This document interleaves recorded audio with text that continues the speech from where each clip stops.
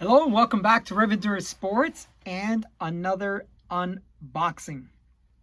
As you saw from the title, this is an unboxing of the 50th anniversary edition of the Outback. And so this is a special colorway, and there's only 650 of these. That's it, 650 across all sizes. And I believe the sizes are like 5. Let me check the sizes. Extra small, small, medium, extra small, small, medium, large, extra large. So 5 sizes, 650 in total. And I got one. So pretty excited about that. If you have not seen other videos on my channel and this is your first time on here, I personally own a Ritchey Road Logic, non-breakaway, so a Road Logic, and a Swiss Cross Canty. And so I have 2 Ritcheys already.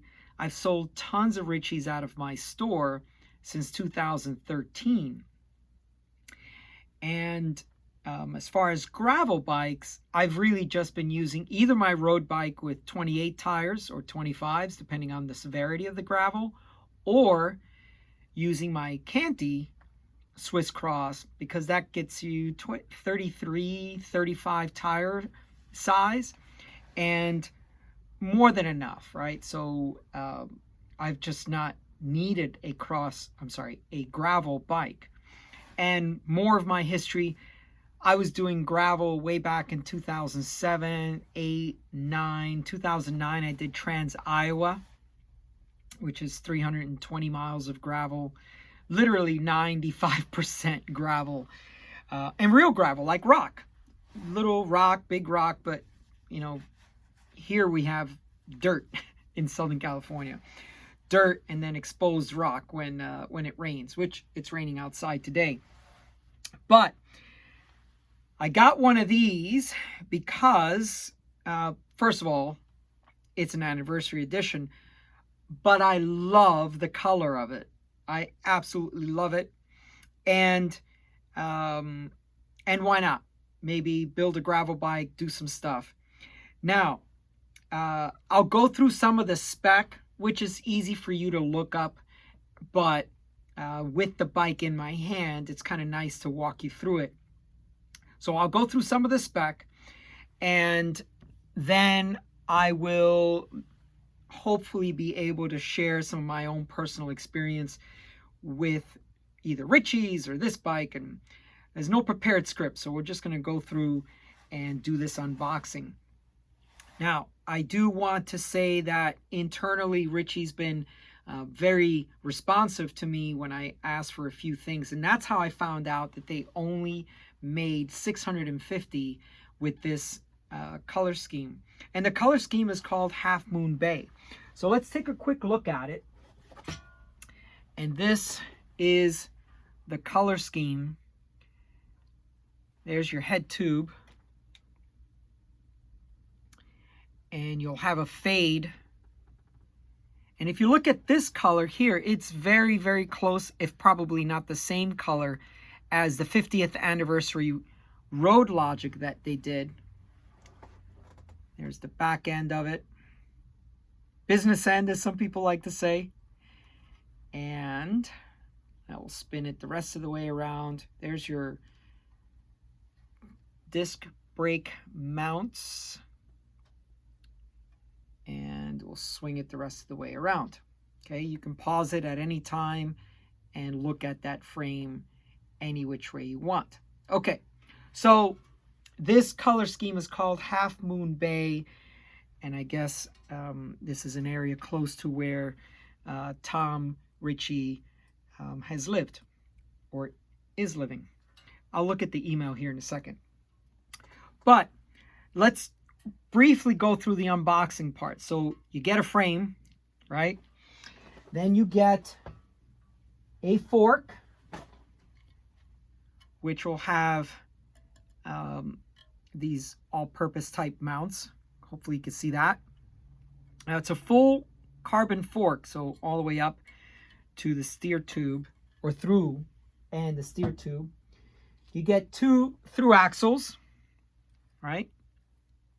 Now, one thing I saw is you can switch this front one.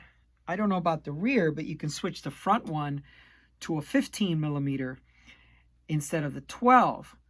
Now, one of my road bikes from 2017-18 timeframe had a 15 millimeter front through axle setup, and I was like, oh, most wheels are 12, so I had to, you know, convert that over, and there's a video that I did about that. Then you get a headset, a Ritchey headset, and your top cap, of course. Now, the All City doesn't come with a headset, and I thought that was strange. Why wouldn't, I mean, for 20 years that I've been in the bike business, a frame set, I mean, it's almost like muscle memory. You say frame, fork, and headset. And if it's a proprietary seat tube, frame, fork, headset, seat post. But yeah, All City doesn't do that. So I thought that was interesting. Then you're also going to get your chainstay protectors, frame protectors, and stuff. Now, while I mentioned what comes with the bike, I am also considering to get, and I had one, I just can't remember selling it, but can't find it at the moment, but just to be able to wrap the other tubes, especially the underside. Like I said, our stuff here is very rocky, very dry. It's raining now, but generally speaking, during the summer months, it won't rain. So this is just really dry, hard dirt and rocks that just kick up a lot. So the bottom, I think I'm going to protect it with a wrap. They're popular for mountain bikes, and this paint scheme, I just want to make sure I protect it. So now, these are steel bikes. And some of you think I'm a dinosaur and I'm a retro grouch and all this other stuff. But to me, it only makes sense to ride gravel, bike packing, touring on a steel bike. I know some of the weight weenies are out there. They're like, oh, I'll get a carbon bike. And it just doesn't make sense. You're going to crash that bike, and someone's going to crash in front of you. If you're riding good skill level, high skill level gravel, there are crashes. Even if you're not the one that's going to crash, someone else will. And you might get caught up in it. And that handlebar swings around and hits that top tube. I mean, that's the most common break for carbon frames. Okay, so let's go over some of the things that might be of interest to you. So we're going to look at this logo here because that's special for this edition. And you have the, 1972 and Palo Alto there. And Ritchey's story is so interesting. There are plenty of interviews on YouTube. GCN even just did a video about him. So if you have GCN subscription, I don't know if it's on the paid side or not. I just have the paid one because I watch a lot of the racing. But he was building bikes, catalog sales. I mean, he started when he was 15, but then he was doing all this catalog sales, and he basically told his principal, hey, you know what, can I do some kind of like work study program? And the guy was like, no. So he went to another school. He says, can I do this? Well, sure, why not? So that's how he continued to build his business while still in high school. And he was racing his bike and leaving town to do races and stuff. But anyway, so that's this special logo. So you get rack and fender mounts. So you can see those right there and there. And so tire clearance. So we talked about, this being the business end. Now, they on their spec, they say 748. And they say 650B 2.0. But later on in the spec, it says the frame max clearance is like 58. And then the fork, let me refer to my notes, the fork is 60 mil. Your mileage may vary. Your tire and rim combination decide all of that as to what is your max tire that you can fit in this frame. Wheel and tire, rim and tire combination. You want some mud clearing if that's what you're doing. If you got a lot of sand, you want to be able to clear that as well. You don't want to damage your frame with all that stuff. So, you'll have to figure out what works for you. These are the specs. Stay within the specs and everything should be fine. So you get that adventure fork. And as I mentioned, you get these mounts. Now, let me refer, but I believe it was 3 kilograms. Yeah, so it's 3 kilograms of weight per leg. And for those on the Imperial system, that's 6.6 pounds on each leg, right? So a very sturdy fork. Now, I weighed this earlier. They go with a 445 grams. I weighed it at 454 uncut. So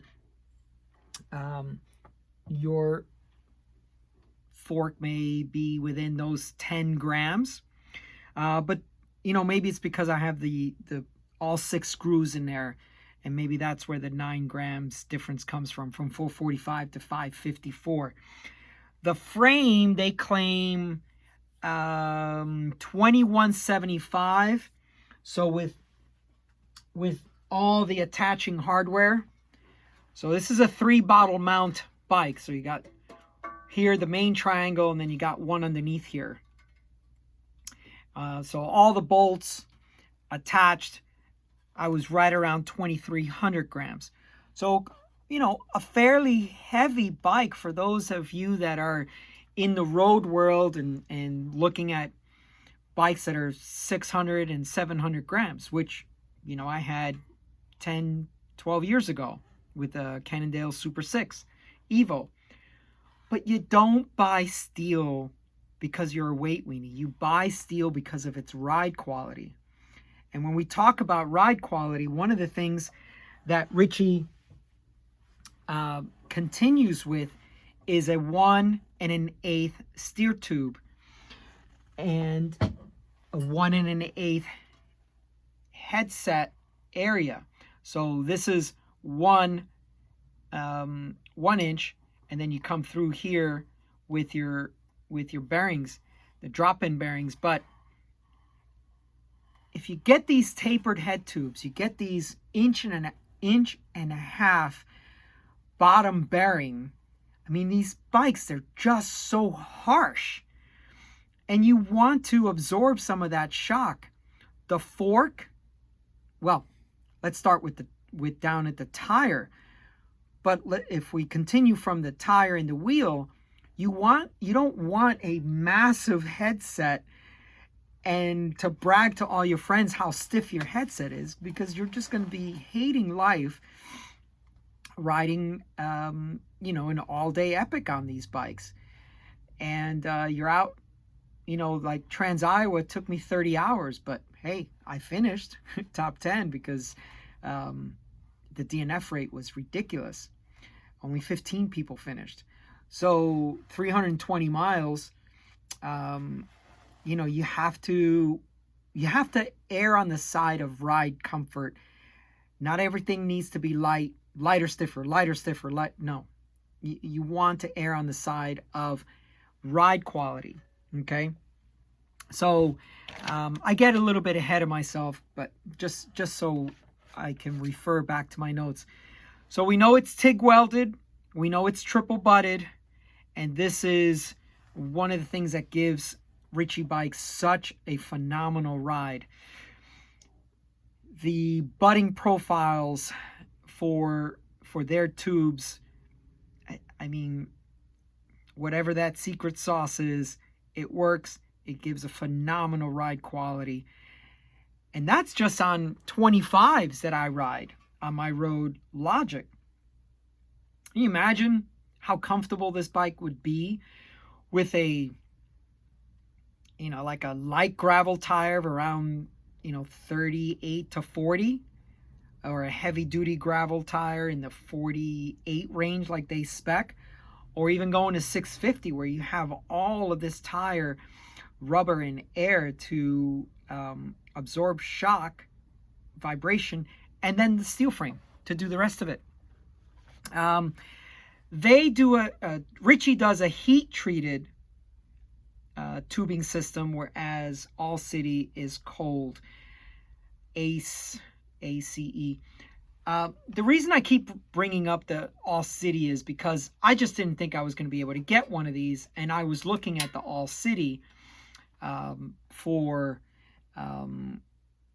either the Road Zigzag, or I was looking at their gravel bike.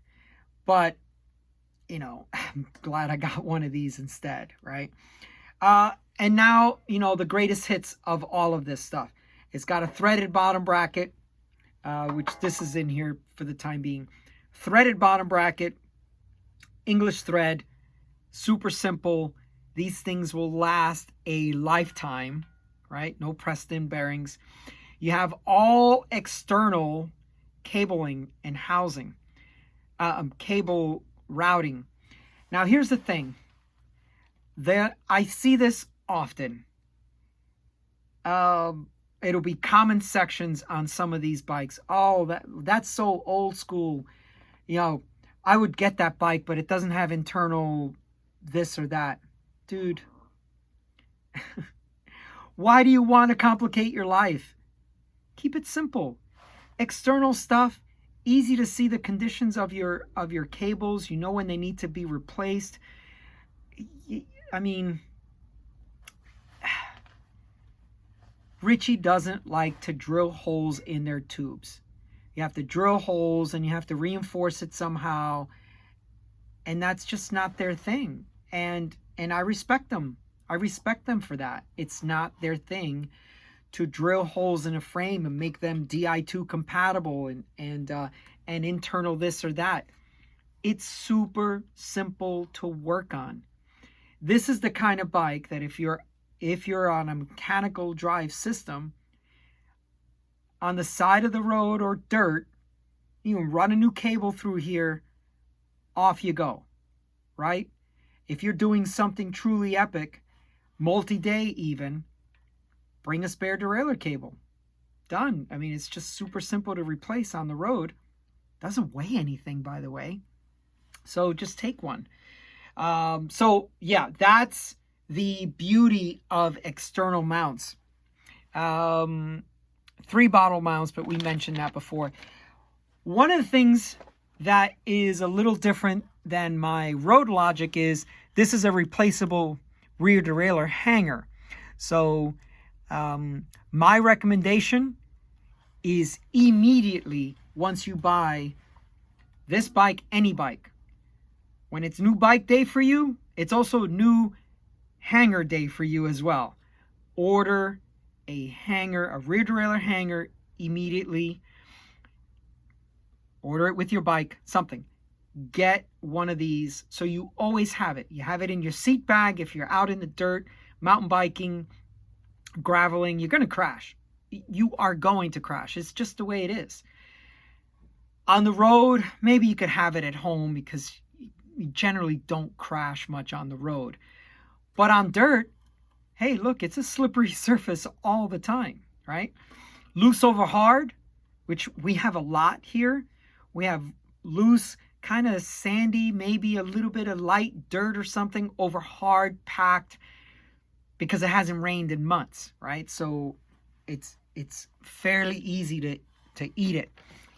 So The hanger, always just have a spare, and always have it with you. Now, I've always loved this seat cluster here of the Ritchey, where your top tube and your seat tube come in, and all of this. You get this nice long section to create good purchase on that seat post. Now, it may not matter too much on the road, but when you're bouncing around on gravel and washboard, you don't want that seat post to slip, nor do you want to have to put an enormous amount of torque to make sure that your seat post doesn't slip. So this is a 6 Newton meter torque value. That should hold most seat posts. And if you have any trouble with that, you know, there's always the carbon fiber grip stuff that you should be, you should be using when you assemble most things, just to get a little bit more purchase.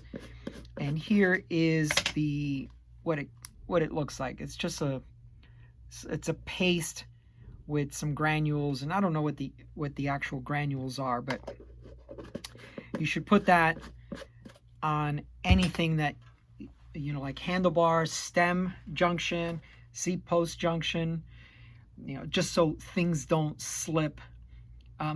So things don't slip, and then you don't torque the heck out of it. Try to keep it in place. 27.2, since we're talking about the seat post, this is where a lot of your ride quality is going to come from. If you get these massive seat posts, you're just taking away from the ride quality. If you have a proprietary seat post as well, 27.2, I can put anything in here. And there's all kinds of different types of seat posts that you can put in here. Some have like a thud buster, or whatever they call the King Creek one, I think is called a thud buster.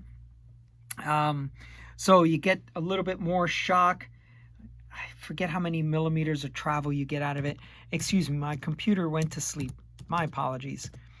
I just want to make sure I capture everything. So one of the things I found interesting was their rotor recommendation. So 140 front and rear, 160 max. Now, if you got 3 bottles, you've got 6 pounds per leg, 3 kilograms per leg. You've got whatever.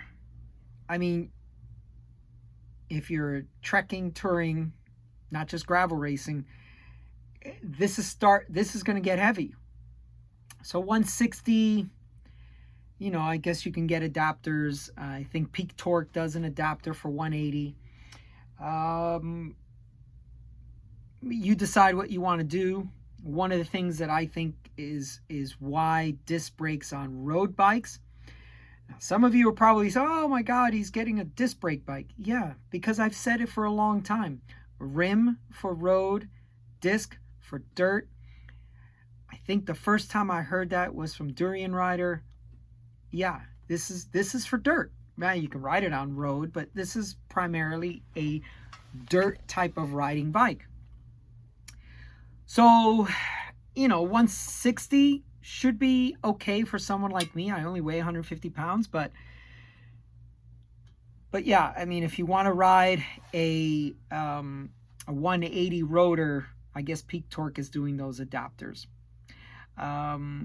So this also I found interesting on the spec.